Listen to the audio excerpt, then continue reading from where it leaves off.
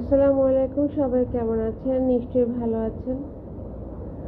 আমি আছি আল্লাহর রহমতে কিছুটা ভালো, তবে বেশি ভালো নেই। আপনারা জানেন আমি অনেকদিন থেকে অসুস্থ। নিজে কিছু উপলব্ধি থেকে ফোনটা ভিডিওটা করছি।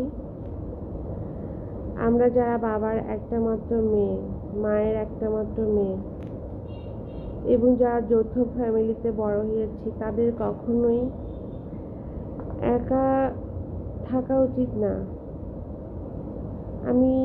আমার বাবার বাড়ি চিটাগং, আমি থাকি ঢাকায়। আমার হাজবেন্ড প্রচুর ব্যস্ত মানুষ, সকালে বের হয় রাতে আসে। আমি মাঝে মাঝে এত অসুস্থ হয়ে যাই যে আল্লাহর কাছে দোয়া করতে থাকি যে আল্লাহ আমার জন্য কিছু না হয়। আমার যদি কিছু হয়ে যায় আমাকে কে ঠিক দেখবে, কে রক্ষা করবে? প্রত্যেকটা মেয়ের উচিত বাবা মায়ের কাছাকাছি থাকা অথবা শ্বশুর বাড়িতে থাকা, কিন্তু ভাগ্যের এমন নির্মম অবস্থা যে আমার শ্বশুর বাড়ির কেউ আমার আশেপাশে থাকে না। আমার শ্বশুর শাশুড়ি নেই, আমার বাবা নেই, আমার মা আছে, আমার ভাইয়া আছে চিটাগাং, আমার রিলেটিভসরা আছে সবাই চিটাগাং। আর আমি এখানে ঢাকায় একা একা অসুস্থতার সাথে যুদ্ধ করছি আর ভিডিও করছি, ভিডিও বানাচ্ছি। কি করব, একা মানুষ।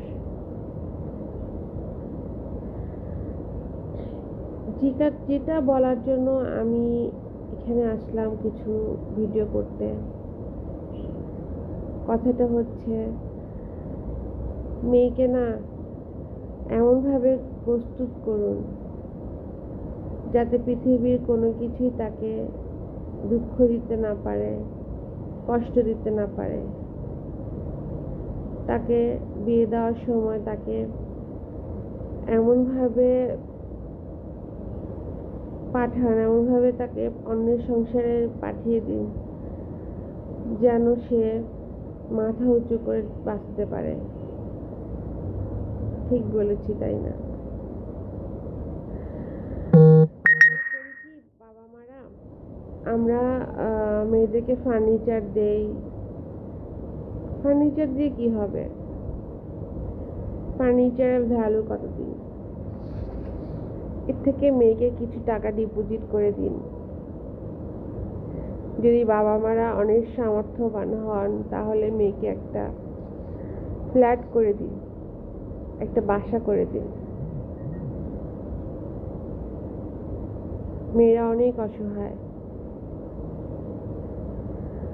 তাই বলে আপনারা ভেবে নেবেন না যে আমাদের হাজবেন্ডরা আমাদেরকে টেক কেয়ার করে না। আমাদের হাজবেন্ডরা আমাদের টেক কেয়ার করে।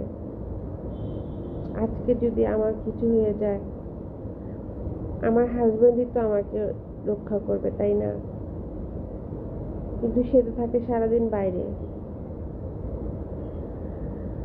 কিন্তু হাজবেন্ডের যদি কিছু হয় তাহলে সে মেয়েটার কি অবস্থা হবে বলতে পারেন? বাবা মা থেকে যদি কেউ বেশি আপন থাকে মানুষের, সেটা হচ্ছে তার স্বামী। কিন্তু ভাই বোনদের বিশ্বাস করা বা তাদের উপর আস্থা রাখা ঠিক না। আজকে যদি আপনার স্বামী আপনাকে ছেড়ে দেয়, আপনি কোথায় গিয়ে আশ্রয় নেবেন? ভাইদের বাসায়। ভাইরা আজকে রাখবে, 2 দিন রাখবে, 3 দিন রাখবে, 4 দিন বলবে যে তোমার সংসারে তুমি ফিরে যাও। কিন্তু স্বামী যদি না থাকে আমাদের কি কোনো সংসার থাকবে? আপনাদের কাছে প্রশ্নটা রেখে গেলাম। ধন্যবাদ।